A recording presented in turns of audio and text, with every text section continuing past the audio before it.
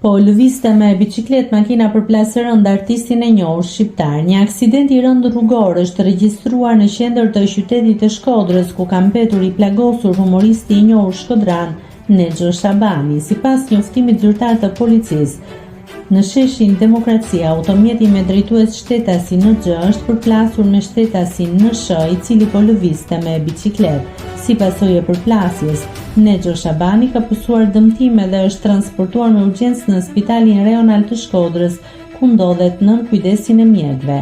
Grupi hetimor ndodhet në vendngjarje dhe po punon për sqarimin e plotë të rrethanave dhe shkaqeve të aksidentit.